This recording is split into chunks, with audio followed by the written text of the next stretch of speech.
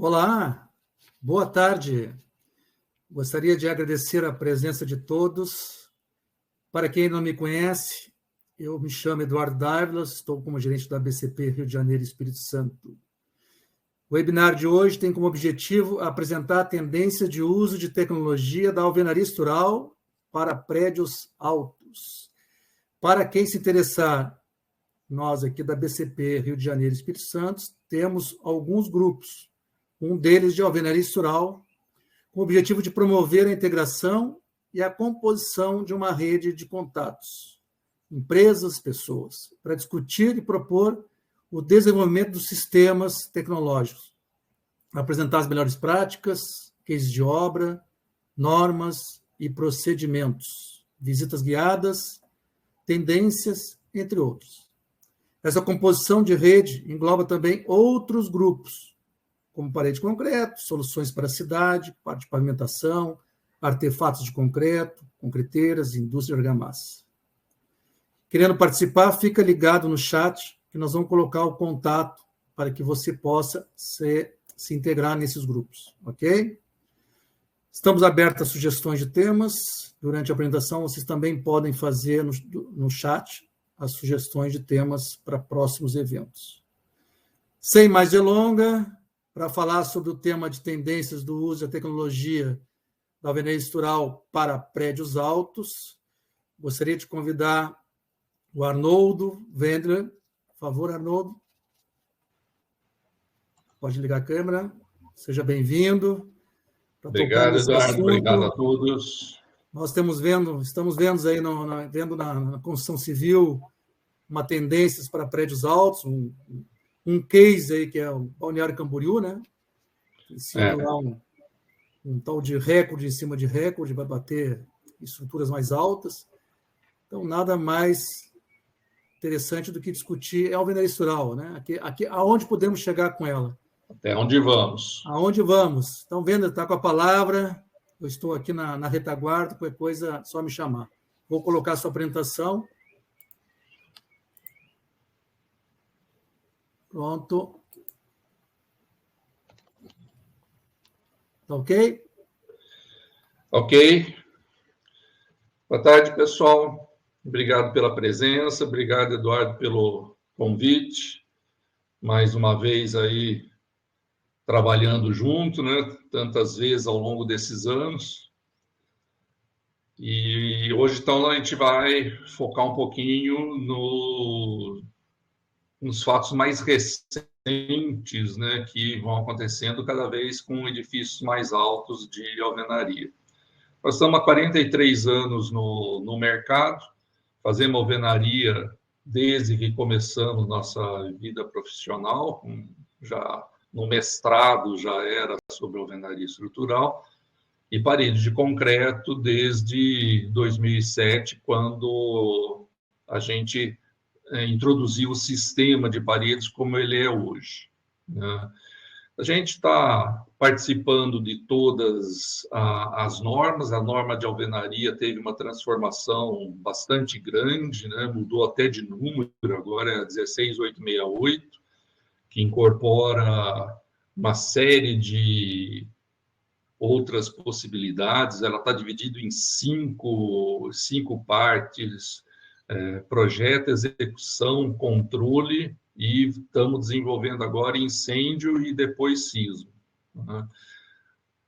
Já nas paredes de concreto, a gente, como coordenador do grupo de desenvolvimento da norma, nós estamos terminando uma revisão da norma. Até o final do ano a gente deve terminar o texto e depois mandar para aprovação na ABNT. Então, vamos falar dos nossos edifícios altos, né? Mas o que a gente vai falar? Primeiro, nós temos que definir o que é esse edifício alto, né? Qual é a evolução que a gente fez em termos de altura dos prédios ao longo do tempo? Quais as soluções de projeto que a gente precisa dar para viabilizar, né, o projeto estrutural de um edifício alto em alvenaria? Mostrar um comparativo de curso bastante interessante entre concreto armado, alvenaria e parede. E no finalzinho fazer um contraponto da alvenaria com a parede de concreto também em prédios altos. Tá? Bom, o que a gente considera, né, um edifício alto de alvenaria estrutural? Basicamente, um edifício, né, depende muito da arquitetura, mas um edifício com mais de 18 pavimentos, ou às vezes até com menos pavimentos, mas um edifício muito estreito, que vai dar um efeito de vento bastante forte, e também os edifícios com poucas paredes internas. Tá? Então, dependendo da arquitetura, do formato, de quantidade de paredes, essa noção de o que é alto, o que não é alto, muda um pouquinho. Né? Lógico que nós estamos falando de edifícios com uma alta carga vertical, que vai exigir, tá, um bloco também de um FBK bastante alto, e com carga horizontal de vento bastante forte. Então, aí vão aparecer uma quantidade de ferros e grauteamento nas extremidades da parede, né, bem maior do que a usual. Como é que isso veio evoluindo, né? Então, alguns exemplos para a gente conhecer ao longo do tempo. Tá? Isso aqui é o Chácara Primavera, era um conjunto de 13 torres, tá? Feito lá em 97, né? De 97 até 2000, eram 12 pavimentos direto do terreno. Na época, já era um edifício bem diferenciado. Tá? Esse aqui também, que lá não falei, é Jundiaí, esse aqui também é Jundiaí, tá? 16 pavimentos tipo, mais um duplex de cobertura, sobre 2 subsolos, térreo e um conjunto de vigas de transição no teto do térreo. São 2 torres, né? A torre daí à esquerda é o Guido Peliciari, que foi construído de 96 a 98, e a da direita é o Carolina Peliciari, que foi de 98 a 2000. Esse é um conjunto também bastante grande, a construtora Plano e Plano aqui de São Paulo, construindo em Natal, um térreo mais 18, né, em 2011. Vocês veem que a gente vai, aos poucos, subindo, né, a altura. E esse é o Residencial Campos Elíseos, um empreendimento também bastante arrojado, 3 subsolos, térreo, 20 pavimentos de alvenaria estrutural em 3 torres, construído aí de 2006 a 2011. Tá? Então, vocês veem que até, eu diria, aí, uns 4, 5 anos atrás, essa faixa aí dos 20 pavimentos era onde a gente chegava com alvenaria estrutural.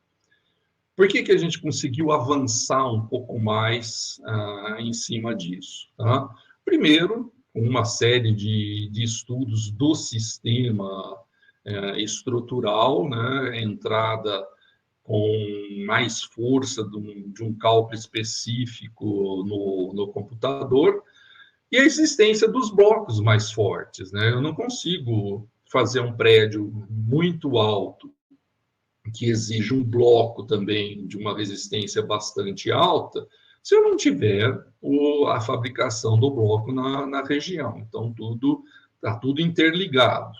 Né? Qual que é o grande problema que a gente tem? Né? O prédio muito alto, os esforços laterais, tanto do desaprumo quanto no vento, né? Regido aí as pressões de vento pela 6123. Então, essa força lateral, o que vai acontecer? Eu tenho uma carga vertical nas paredes, constante ao longo de toda a parede, e a carga horizontal é como se eu tivesse um momento na parede que vai aumentar a compressão de um lado e diminuir do outro. Aqui, na parte da esquerda, a gente vê o que tradicionalmente vinha acontecendo, né? Uma carga vertical que a horizontal não chegava a ser muito grande e deixava a parede, a seção da parede, totalmente comprimida. Mais comprimida de um lado, menos comprimida do outro. Quando eu vou para esses gráficos do lado direito, a carga horizontal, né, um prédio mais alto, vai ficar bem maior, inclusive maior, né, na extremidade, maior do que a própria carga vertical. Então, isso vai começar a introduzir tensões nas paredes, trações nas pontas das paredes. Então, esse é o grande diferencial. O que nós temos? Nós temos uma necessidade de uma compressão muito grande, ou seja, um FBK muito alto, e uma necessidade de uma tração nas extremidades. Então, é aí que a coisa toda começa a acontecer. Quando eu tenho uma planta, em geral, a primeira coisa que a gente vai pensar é nas cargas verticais, fazer distribuição das cargas das lajes nas paredes, peso próprio. E aqui entram algumas considerações. O painel de laje que a gente usa na alvenaria estrutural, ele tem que ser constante em todo o pavimento, porque eu não consigo fazer, como, por exemplo, no concreto armado convencional, que eu posso ter uma laje com uma espessura e a laje vizinha com uma espessura diferente. Então, quando a gente pega uma planta com todas as paredes estruturais, que é o caso aí da parte superior à esquerda, tá? Eu vou chegar, por exemplo, numa laje com 9 centímetros. Se eu chego e começo a tirar paredes, então tirar aqui, por exemplo, o terceiro ou quarto incorporando na sala, essa laje fica maior e eu vou ter uma espessura maior, 11 centímetros. Se eu ainda tirar um terceiro quarto e uma cozinha americana, eu fico com um painel maior ainda e vou precisar 13 centímetros. Então, isso, falando em carga vertical, a gente já vê que existe uma certa variação. E nos dias de hoje, e principalmente nesses edifícios mais altos, é bastante comum a gente querer tirar paredes, para dar mais flexibilidade de layout para os compradores.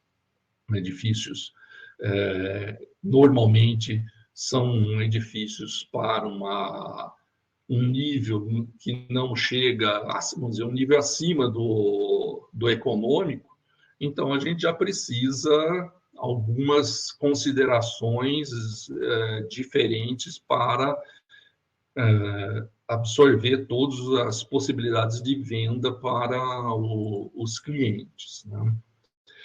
Agora, pensando nas cargas horizontais, nós pegamos aqui uma plantinha, e vamos fazer um estudo.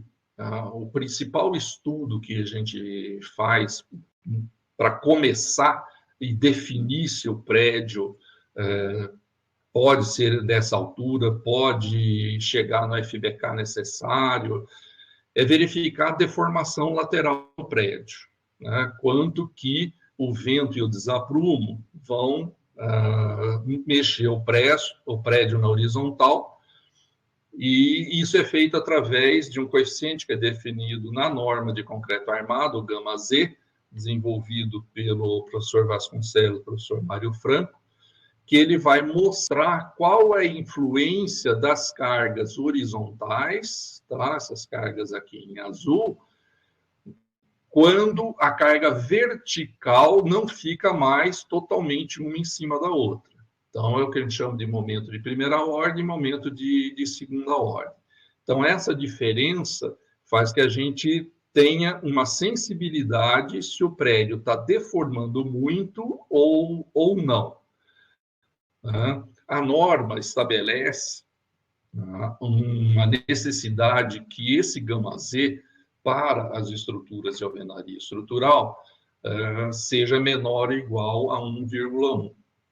Esse exemplo que eu estou mostrando para vocês, com as paredes originais, todas de 14 centímetros, ele apresentou um γz na direção X, que seria aqui a horizontal, de 1,14, e um γz de 1,22 na direção Y, que seria aqui a vertical. Então, já mostra que eu vou ter que tomar algumas atitudes, né, porque está fora de norma, eu não posso deixar assim.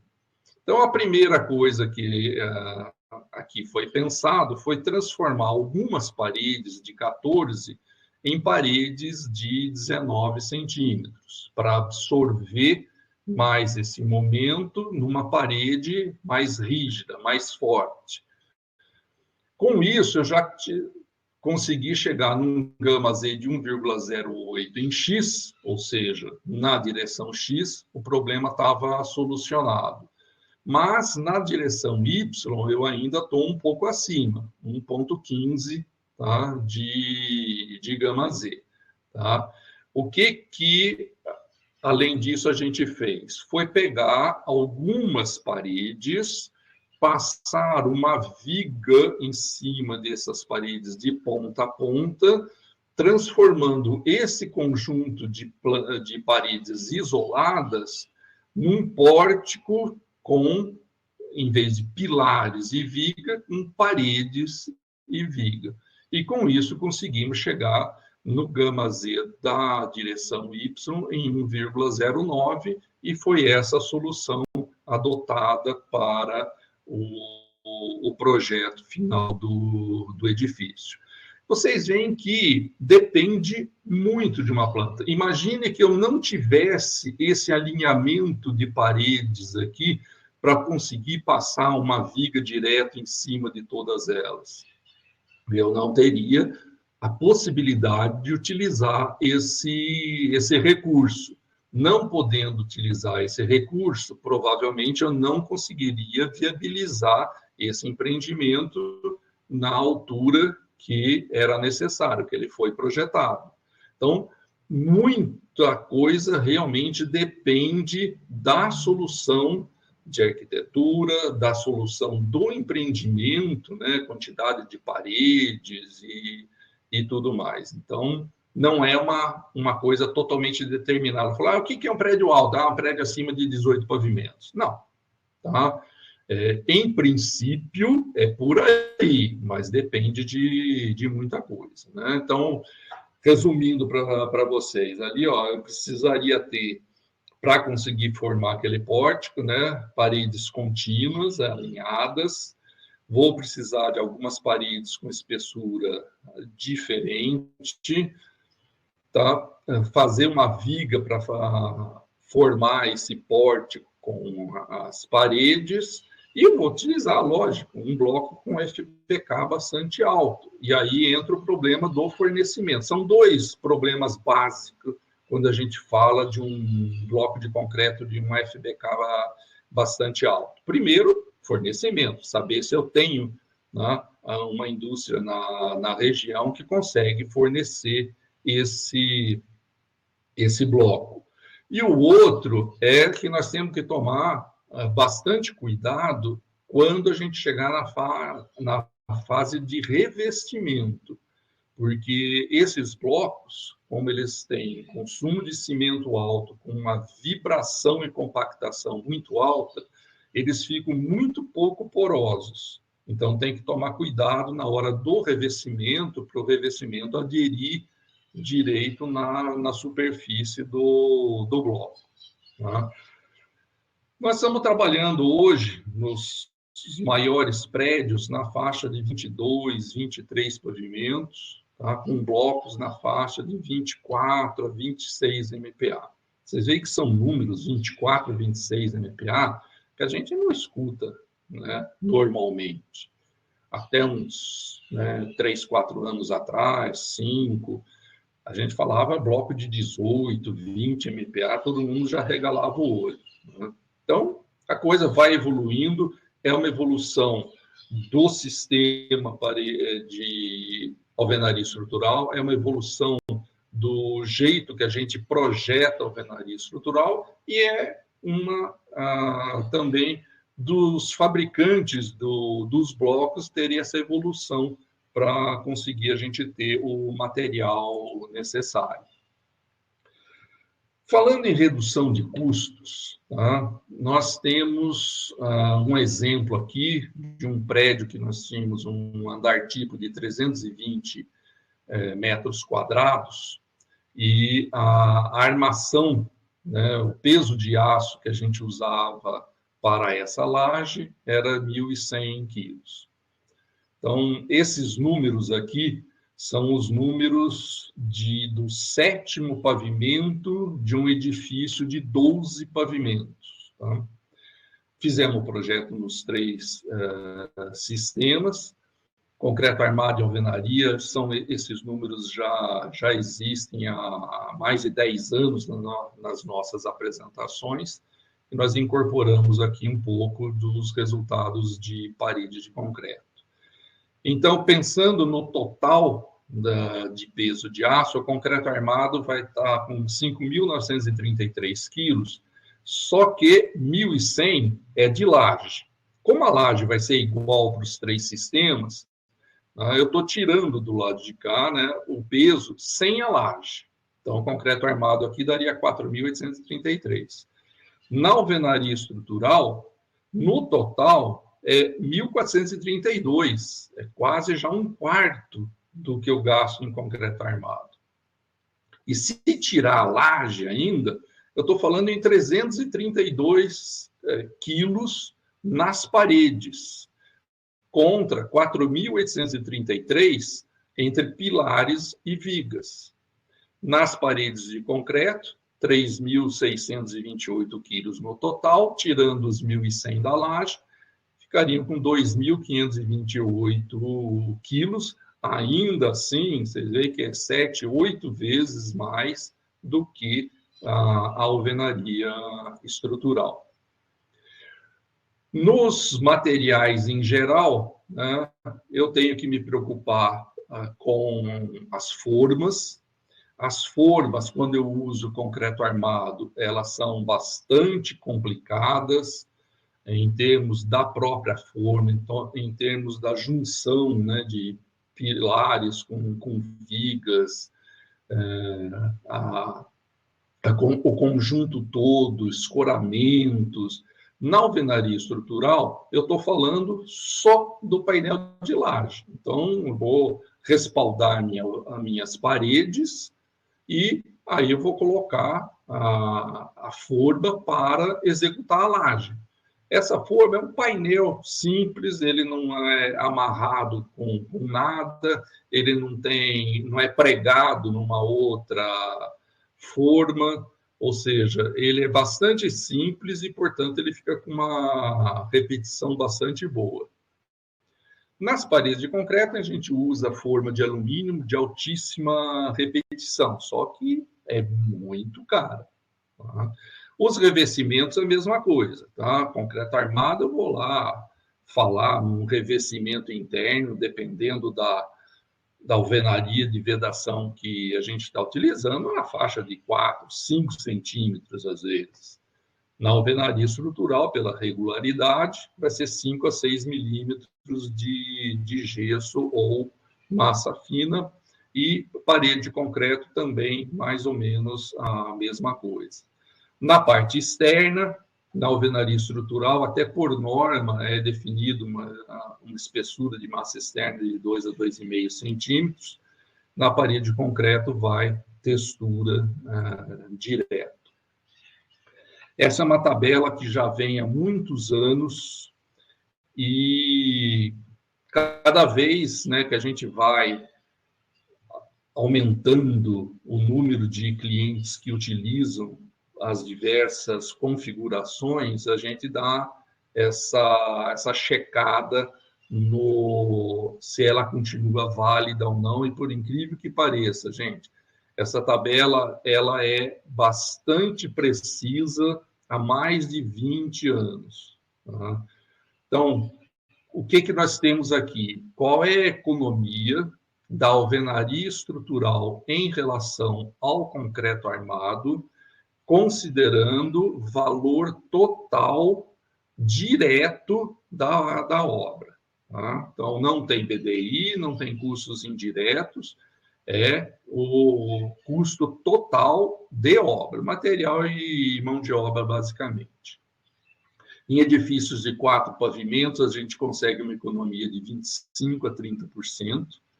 7 pavimentos, dependendo do que a gente está utilizando, algo na faixa de 20%. Se eu estou trabalhando com alvenaria não armada, vai de 20% a 25%.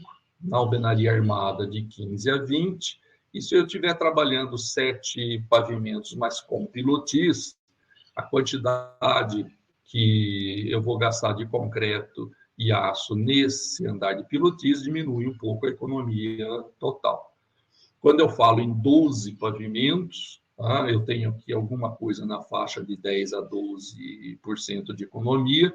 Se for 100 pilotis, 10% a 15%. Com pilotis, normalmente, um prédio de 12 pavimentos, ele já começa a ter subsolo, térreo em concreto armado, e depois subir os 12 pavimentos em pilotis, tá? De 8% a 12%. E com 18 pavimentos, a gente chegava aí a 4% a 6% de economia do concreto armado, da alvenaria estrutural, em relação ao concreto armado. Tá? Esses números, né, variam um pouco, mas, em princípio, sempre que a gente faz uma revisão dos custos, né, eles estão aproximadamente o mesmo.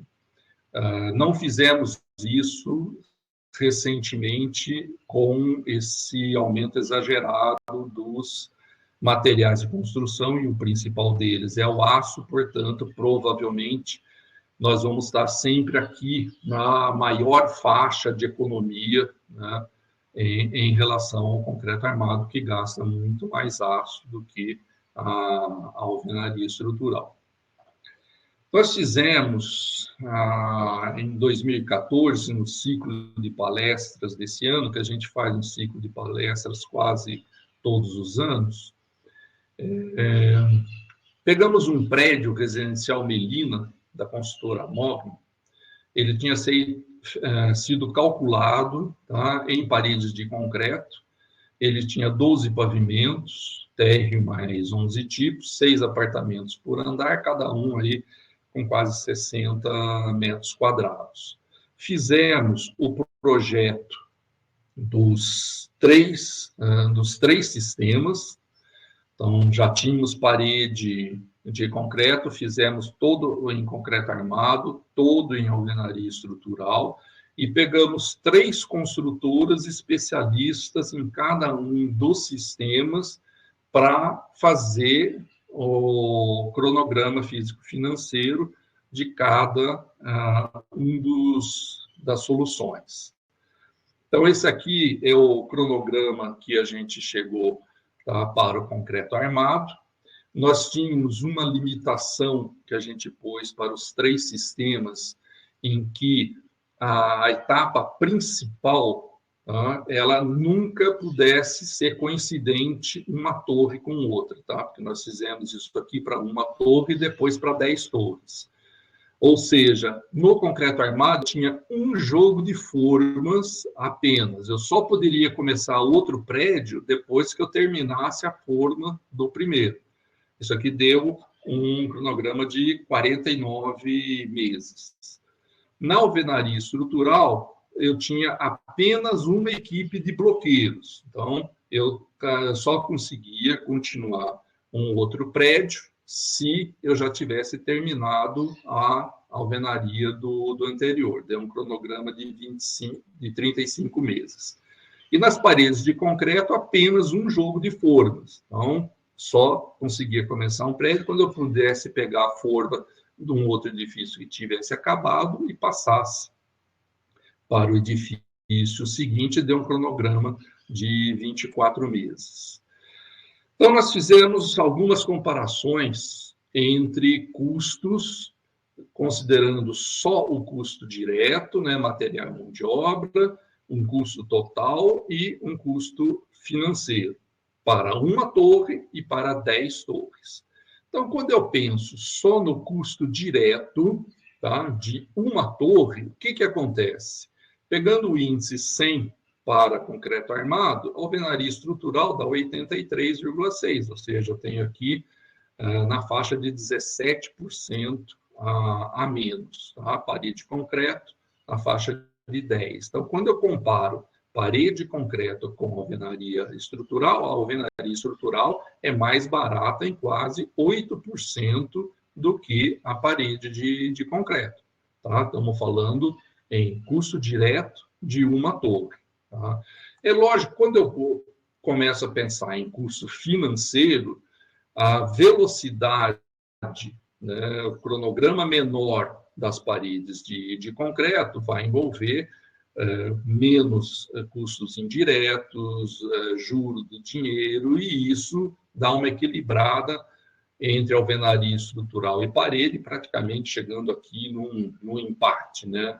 2% de diferença apenas. Mas o que acontece se eu começar a pensar nas 10 torres? Tá? Aí, realmente, para fazer um conjunto inteiro de 10 torres, a velocidade da parede de concreto ela começa a ficar mais significativa. Só que, gente, tá? Para chegar nesse número, a construtora tem que conseguir utilizar o potencial do sistema, que é fazer a concretagem de meio pavimento todos os dias. Então, né, eu tenho que pensar que é uma obra com essa estrutura. E se a consultora não consegue fazer em um dia? Tá? Nós temos aí, ou a construtora ainda não está bem habituada com o sistema, ou é uma daquelas obras com um andar tipo muito grande, né? Hoje a gente fala, quando a gente começou a falar em muitos apartamentos por pavimento, ele falava 6, 8 pavimentos. Nós já tivemos o caso de projeto com 24 pavimentos por andar. Tá? Então, é lógico que, para até terminar um pavimento inteiro, eu vou ter que ter uma repetição em vários dias. Tá? Então, considerando o ciclo de 2 dias no empreendimento de 10 torres, eu já aumento o meu prazo para 44 meses na parede de concreto, os custos indiretos vão aumentar, e a mão de obra, como eu tenho uma obra muito mais longa, eu posso trabalhar com uma mão de obra um pouco menor. O que vai acontecer aqui? Tá? No concreto armado, vamos pegar aqui só o custo total, considerando 100 para o concreto armado, a alvenaria estrutural vai dar 84,7%, né, as paredes de concreto em ciclo de um dia daria 70%, mas em ciclo de 2 dias ela já dá 81%. Tá? Mesmo pensando no custo financeiro, o concreto armado daria 117, a alvenaria 96, e a parede de concreto em ciclo de 2 dias daria 95. Então, vocês veem que é preciso, para conseguir economia, tá, realmente utilizar o sistema no limite máximo da eficiência que a gente se propõe. Tá? Alguns exemplos desses prédios de alvenaria mais altos, tá? A gente colocou aqui todas as imagens em BIM e vários empreendimentos. Todos os nossos projetos, na venda de projetos, saem sempre já em BIM, tá? Tanto a alvenaria estrutural quanto parede de concreto. Concreto armado, já existia uma ligação TQS e Revit, que a gente já conseguia fazer isso. Tá? Então, esse aqui é um prédio de 20 pavimentos direto do terreno. Este outro empreendimento de 2 torres, 8 por andar, eu tenho a transição no piso do térreo. Eu tenho um andar de subsolo, transição no piso do térreo e depois sai já a torre. Esse aqui são 17 pavimentos, a transição já no teto do térreo. Então, eu tenho subsolos aqui com vários níveis, tenho o térreo também em concreto armado ainda, vigas e transição, e depois 17 pavimentos de alvenaria em cima. Esse aqui já é diferente a solução, 3 torres saindo direto do terreno e um edifício garagem ao lado, para não ter subsolo embaixo dos prédios. Você vê que são sempre soluções alternativas com várias configurações. Esses são 22 pavimentos sob transição e 3 subsolos. Vocês veem que os subsolos também bastante diferenciados, prédio bastante grande, de uma dificuldade no projeto bastante alta. Tá? Fazendo um contraponto para a gente poder conversar, pensando nas paredes de concreto, eu tenho aqui 2 exemplos para vocês. Esse é um edifício da Conx, com 23 pavimentos, que deu paredes de 14 centímetros. E esse aqui é um prédio, um conjunto de prédios da MRV, a Gran Reserva Paulista, ali na chegada de São Paulo pela Anhanguera, e são apenas e tão somente 48 torres de 18 pavimentos, 8 por andar. E as garagens são todas em estrutura de concreto pré-moldado, a parte dos prédios. Esse conjunto deu com paredes de 13 centímetros de espessura constante de parede. Né? Algumas novidades que estão chegando, né, no mercado de uma maneira geral. Tá? Uma delas saiu agora, a 16935, que é o projeto de estrutura de concreto reforçado com fibras. Então, isso aqui já é uma norma aprovada, tá? Foi aprovada aqui em fevereiro desse ano, e define o uso das fibras, tanto a fibra de aço, quanto a fibra de vidro e quanto as fibras sintéticas. Tá? Existe aqui mais algumas normas, uma norma de execução, uma norma de controle e a norma da fibra de vidro e da sintética, porque a norma de fibra de aço já existia, a gente usa fibra de aço aí em pisos industriais, em fundações, em radier de edifícios, tudo, a gente já usa essa fibra de aço há bastante tempo. Tá? Para a alvenaria estrutural, não tem muita utilização. Nas paredes de concreto, nós estamos colocando na norma de parede de concreto a limitação do uso de fibra só nos edifícios simplificados, de TR+4 no máximo. Tá? E então, o mercado está começando a estudar essas variações.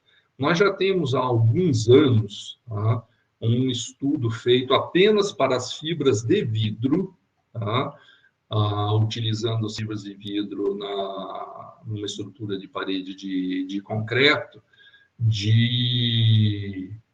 pelo SINAT, não tinha norma, né? Era o SINAT 001, revisão 3. Agora não, agora virou norma e eu posso utilizar em qualquer situação.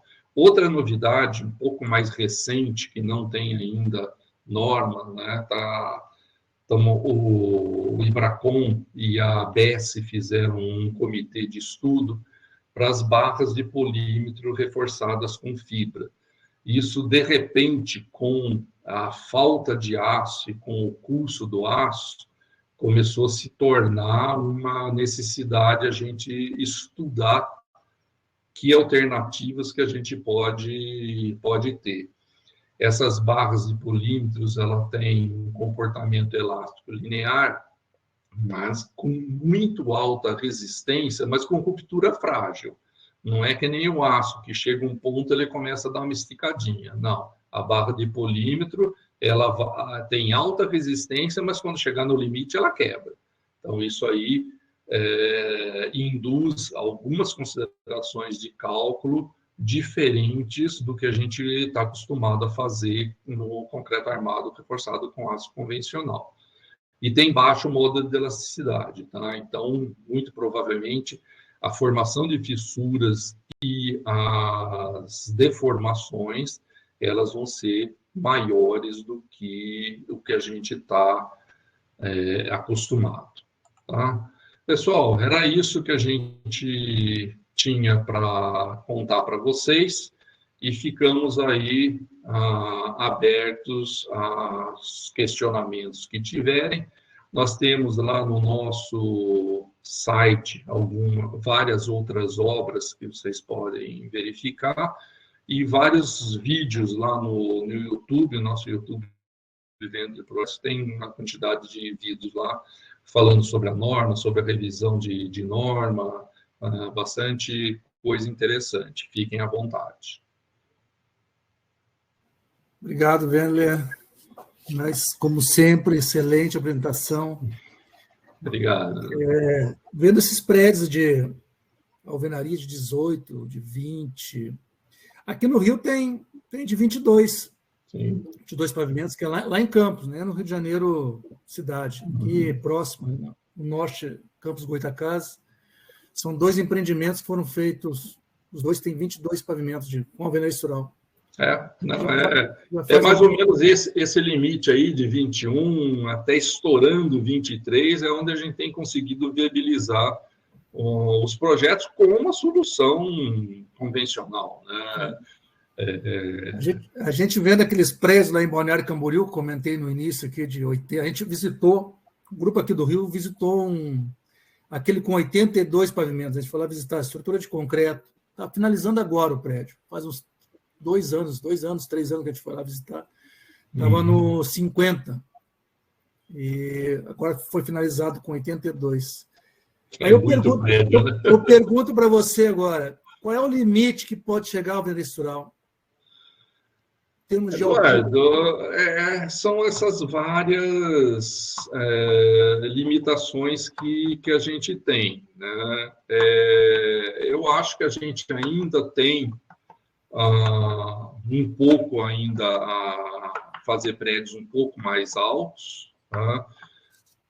Vamos ter que evoluir junto com os fabricantes de bloco para ver, né, que resistência que a gente vai conseguir chegar. E nas soluções estruturais, porque chega um determinado ponto que o que eu tenho que fazer, tem tanta coisa que eu preciso fazer para estabilizar o prédio, que ele começa a ficar antieconômico, né? Então, com essas soluções, paredes de 14 centímetros, algumas paredes de espessura diferentes, algumas vigas de concreto colocado, eu acho que a gente vai conseguir subir aí mais uns 2, 3 pavimentos no máximo ao longo do tempo. Como é que o pessoal faz fora do Brasil, Vera? Como é que é a alvenaria estrutural fora do Brasil? Você tem conhecimento disso? Olha, fora do Brasil tem uma coisa interessante. Primeiro, vamos contar o que o Brasil faz, né, em termos de alvenaria estrutural em relação ao mundo. Nós somos simplesmente o melhor de todos, gente. Tá? Não tem país nenhum no mundo que faça alvenaria estrutural de 14 centímetros do jeito que a gente faz. Tá?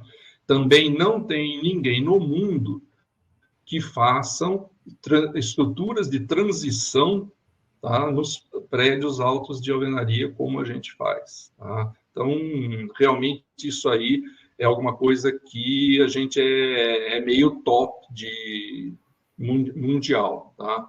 Assim como no concreto armado, o concreto armado no Brasil sempre foi de primeiro mundo, primeira linha, né?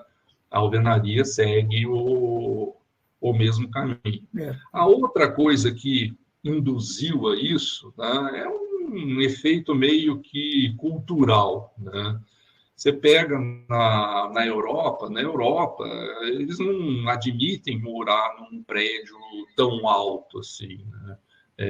O prédio são prédios mais baixos, que vão até o térreo, e eles têm, embaixo das grandes avenidas, eles têm as garagens para deixar os carros, né?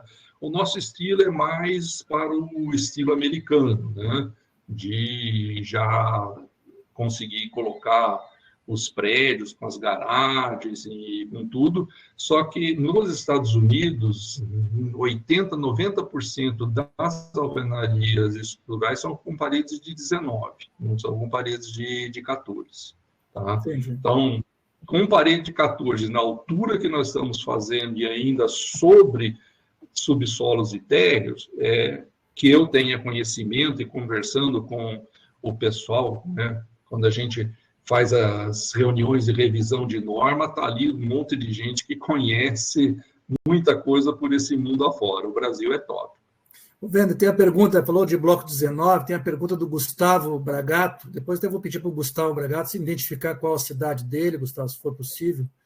Ele pergunta, misturar espessuras de blocos de 19 e 14 tem algum tipo de contraindicação?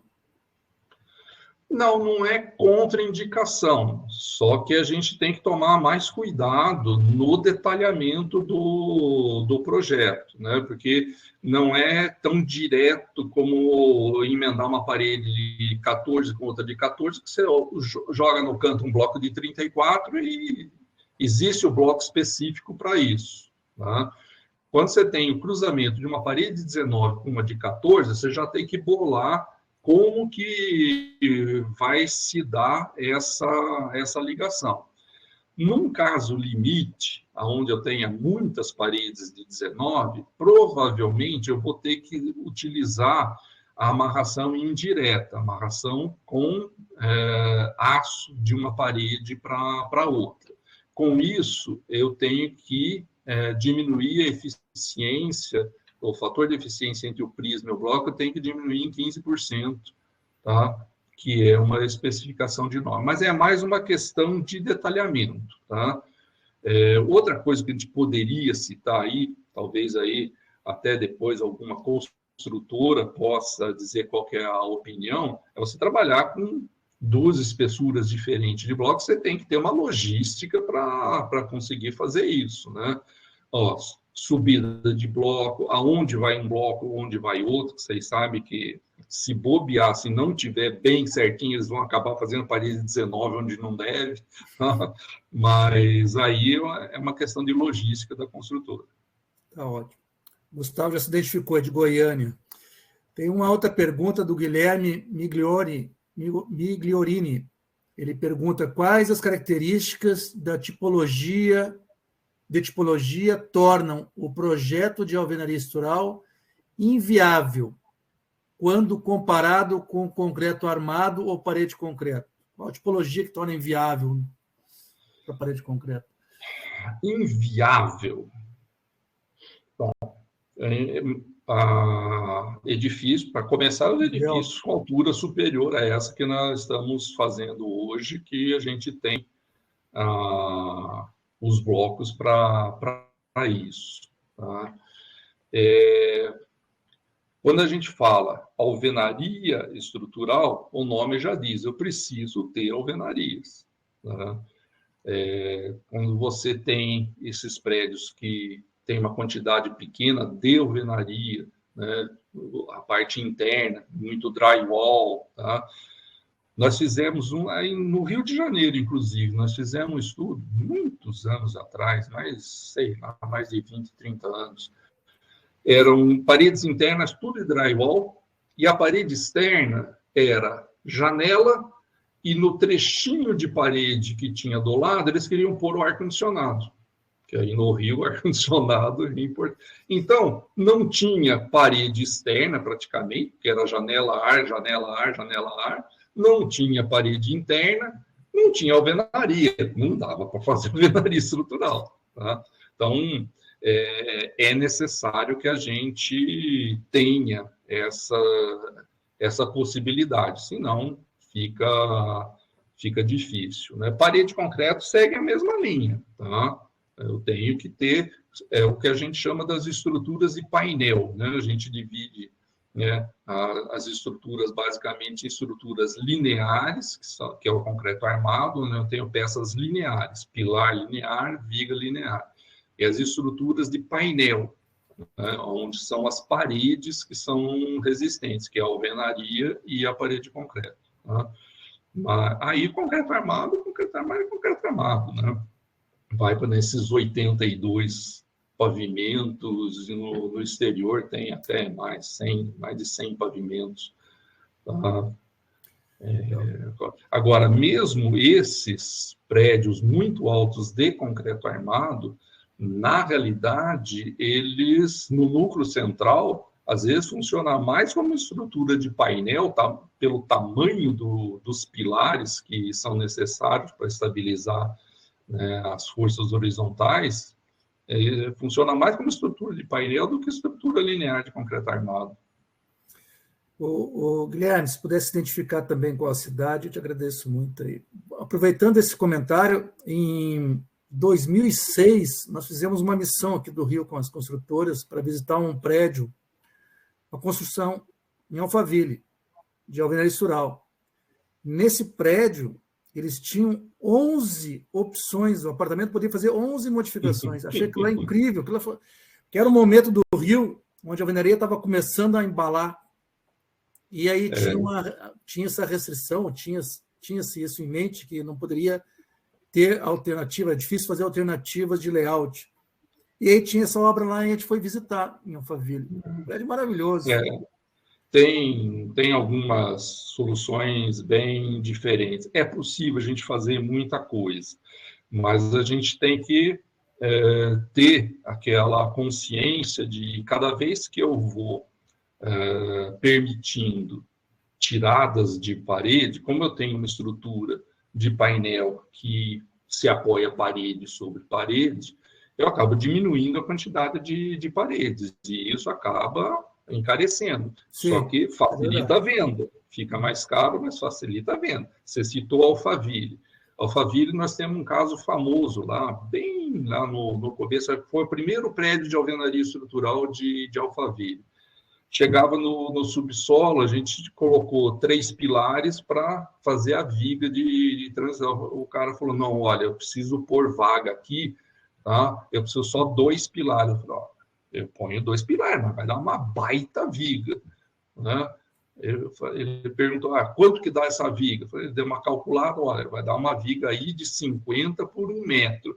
Ele pode fazer. Tá? Eu vou ganhar 3 vagas em cada pavimento aqui. Se soubesse o custo de uma vaga de garagem em Alphaville, tá? Com 2 vagas eu pago essa viga. Então tá bom. É uma relação custo-benefício. Né? E nós tivemos também um caso ao contrário. Um empreendimento em Salvador, 300 unidades, e estava essa discussão, estava uma reunião lá em Salvador com o empreendedor, a construtora, a arquiteto, e discutindo se ia fazer a flexibilização ou não. E o empreendedor falou, poxa, nós fizemos aqui no terreno, praticamente ao lado, nós fizemos um empreendimento desse nível. O que aconteceu lá? Eram empreendimentos de 3 e 2 dormitórios. Aí o cara falou, olha, no de 3 dormitórios, teve 2 que tiraram a parede. No de 2 dormitórios, nenhum. Tá? O empreendedor virou para o arquiteto e falou, olha, faça todas as paredes sem flexibilização, e alguém que quiser flexibilização vai comprar em outro lugar, porque aqui eu vou fazer mais barato. Sim, sim. Tudo entra no custo-benefício, né? Isso é importante. O Vitor aqui perguntou se vai ser gravada, vai ser gravado, tá, Vitor? Depois você pode pegar Depois eu vou disponibilizar no nosso YouTube aqui da ABCP, RJ e Espírito Santo, ES. A Ellen está perguntando sobre o uso de fibra no concreto. Eu creio que ela está perguntando se melhora a resistência do concreto, se tem algum estudo que mostre isso. que o uso de fibra melhora a resistência do concreto?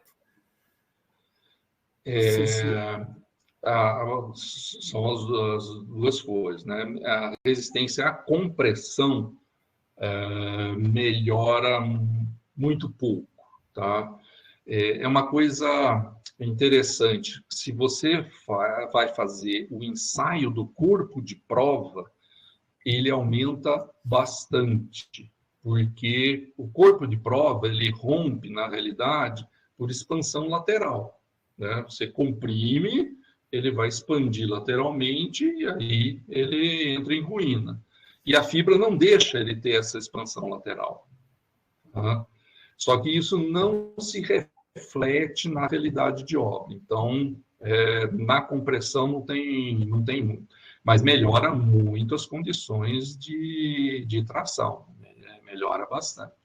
Naquela experiência que a gente fez só com fibra de vidro, nós fizemos um cômodo grande, 3x6, e fizemos todas as experiências possíveis ali, né?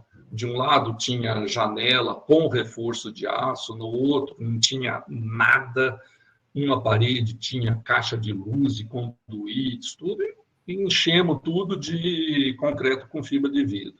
Tá? Resultado, tá? Mesmo nos cantos de porta e janela, sem nenhum ferro, não teve nenhuma fissura. Sabe, porque essas tensões de tração é tudo costurado, pedacinho por pedacinho, costurado pela fibra. Sabe que a gente está fazendo uma experiência aqui no Rio com um grupo de fabricantes de artefato, fazendo peças com uso de fibra, rodapé, essa parte de elevadores, tudo com 1 centímetro, 1,5 centímetros, usando fibra. Nós estamos ensaiando para ver o quanto ela vai resistindo em termos de tração. Aí são peças compridas, é um trabalho bem interessante, fazendo em parceria com o Laboratório de Construção Civil do Senai, lá em Três Rios. Uma hora eu apresento para vocês aqui também. Tem mais uma pergunta do Gustavo, acho que vamos ter que encerrar, está chegando no tempo. Ele está perguntando, perder esses 15% de FPK, será que não é melhor usar o gama Z maior mesmo? Talvez um gama Z de até 1,15? Não.